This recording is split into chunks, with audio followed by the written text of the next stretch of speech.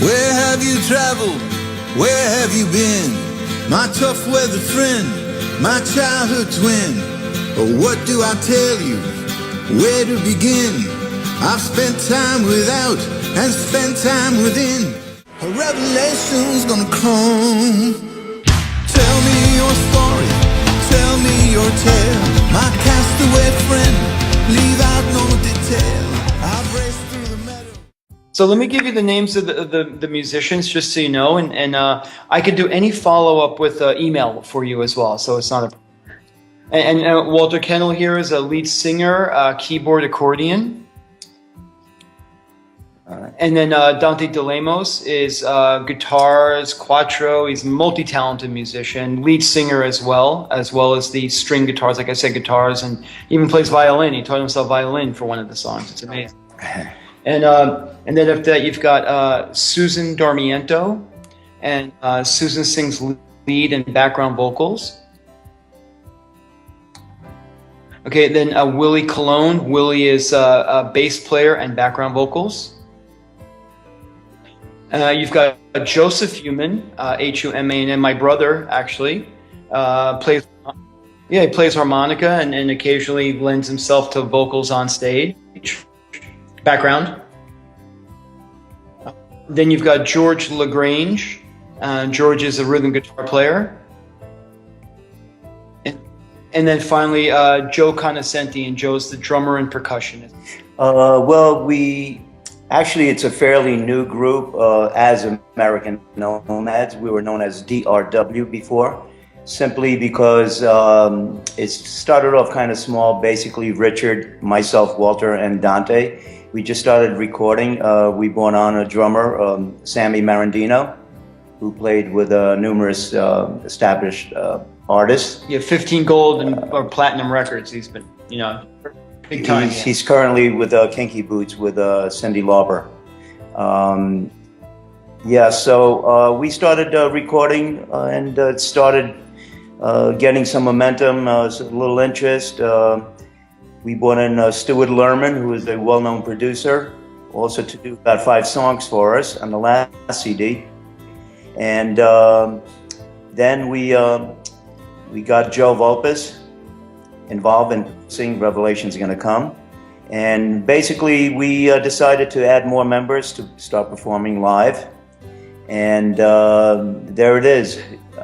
Right now at this point we have 7 people in the band.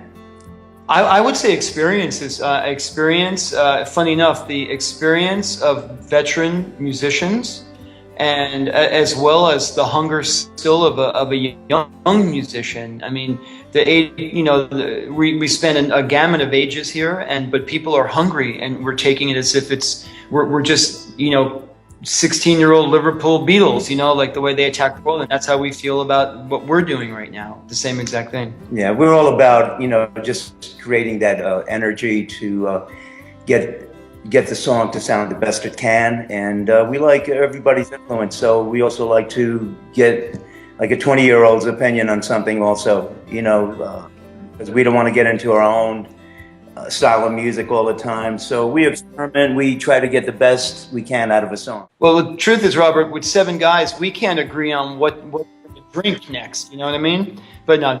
Okay. Yeah, I mean, when we have a lot of faith in Joe, so basically what he's telling us is what's out there, what the industry wants, and of course you have to listen to what he says, and he changed the song slightly and shortened it, but everything was tasteful, everything meant something, so we had no problem at all. The truth is, I'm joking, that walking into it, we actually said to Joe, we trust you 100%, do what you do. Will not say a word, and we have not, we actually walked in with that, and gave him free reign as to what he wanted to do, which he did. We could not, 7,000 spins in a few weeks on the radio or worldwide, come on, how can you go wrong? He actually did a couple of mixes, and every time he did a mix, he sent it to us, and so we can comment, give our opinion, if we want more of something, less of something, whatever. So everything was, it was great working with him. There was not one glitch, not one problem, not one controversy. We have a mutual respect, which is great. The chemistry is really good. I mean, we'll argue occasionally during rehearsal and point of view on chord changes or something or harmonies, but everything good. I mean, it's good because it keeps you fresh. It's better to have 7 opinions than 1, I believe, on a song. And then I would say most of the time the song comes out really great with everybody's influence in it, and we bring out the best we can. What happens when you're writing a song, a lot of times you can't be a genius all the time. So a lot of times, I remember last year for about 4 months I just couldn't write anything because I sort of went into a rut. So everything starts to sound the same. Every chord changes the same. The lyrics sound the same, and you say, "Oh my God, I think I said it all already," and I think I express everything I had to, And so sometimes it's best to just let it go, and then you get other people's influence, input, suggestions, and all of a sudden you feel, "Oh yeah, I never thought of that," and yeah, that's that's a great idea. I like that chord, and that's something again because sometimes you can be your worst enemy. You're in your own world, so it's better to let other people in and people, of course, who you like and respect, to influence your music and put it on the right track. It depends on the song. Sometimes Richard would write a lyric sheet and send it to me, and I would go, "Oh wow, this is great. I love the subject matter." So right away I get inspired, and I like to try to get the melody for the hook, because the hook or the chorus for me is the most important thing, because that's what people go away humming, singing, remember it an hour later. "Oh, I can't get that song out of my mind." It's always the chorus, it's the hook, it's those few lines that always stay with you. So I always stress that, and so Richard comes out with these great lyrics and choruses. So it's up to me and Dante and other members to put it together and bring it forward and make it say something, make it shine. And it is true too, because I'd like to also stress that there is, again, I would have said this even if it weren't Liverpool, but there is kind of a Beatles thing happening where Walter and Dante write things separately as well. So there are 2 different points of view as well on the albums. Yeah. There's like a Walter song and a Dante song, and they kind of find their way into the albums and on stage, and whoever writes that particular song, I'm just doing the lyrics, Walter does lyrics, and Dante does too, he adds to them. But on stage and in this stuff, so you'll know a Walter song because Walter's singing that song, lead vocal, and a Dante song that he's singing lead vocal. So there are very interesting points of view on an album. It's not just one, and then you've got Susan too. Of course, Susan will do lead vocals or whatever as well for some particular songs as well. Yeah. So it really is a mix of things and different points of view.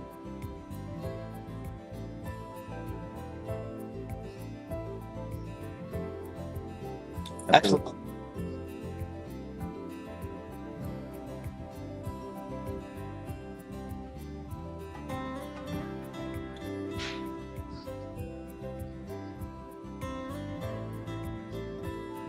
Absolutely, and that's how we do it. And by the way, just so you know, the writing process is, I write about 10 to 15 songs for every 1 or 2 that gets turned into a song.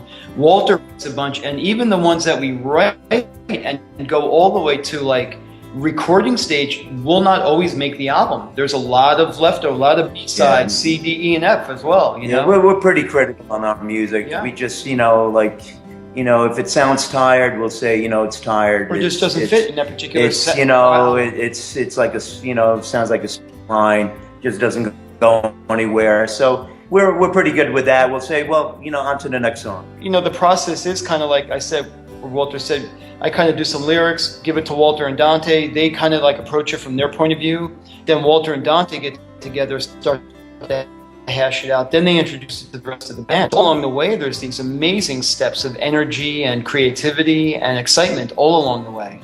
Yeah. Up until it goes to the band, and then the band, and then you work out all the details. And the first time they play live is the best. Yeah. I mean, it's really hard, the whole process, because sometimes in your mind you think, oh, the song sounds great, you know, and you're living with it for a couple of weeks, and then when you play it in front of somebody, it kind of sounds different. All of a sudden it has a different perspective, you know, and like all of a sudden gets fuzzy, and you know, it's very hard, and you do have an ego and you do have feelings, you know, so you really have to keep that in perspective, and like I said, just, you know, have confidence and just keep it going. Sometimes you get a song, you start it and just kicks right away. The basics are correct, you know, the feel is right, so it progresses much quicker, you know.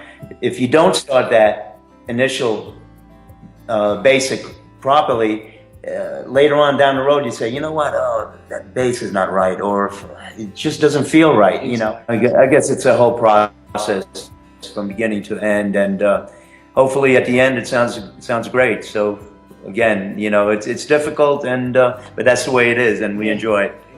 Well, that was one where it started out with me writing lyrics. I got this vibe in my studio, art studio, of you know, like I've said this before, but it's a story of two people from a small village somewhere, not necessarily where. Maybe it's also semi-autobiographical as well, where one person stays in the small village his whole life, and another person goes out into the world, and he, after living his whole entire life, comes back as an old man, and they're talking to each other. You know, where have you traveled? Where have you been? And then the person answers that, I've done this. I've fought Ahab's great whale. I've done this.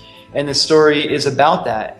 It's about somebody staying behind, another person fighting, but he retires from this life of fighting the world, comes back and tells his story, and in the end he fears that a revelation, meaning the end of his life, the end is going to come, is what it's about. It was great. Again, it was a little tied up on stage, but you know,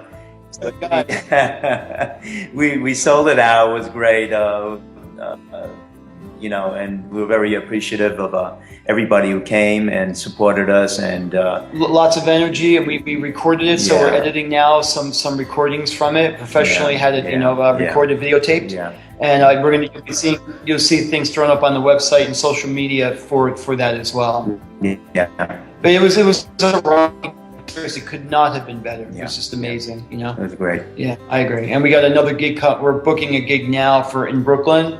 So there's a lot of things coming up. It's a big things happening right now. By the way, Robert, we'd love to play in England. So exactly, set up a little pub for us, and you know, we'll buy you dinner. We'll play the cavern.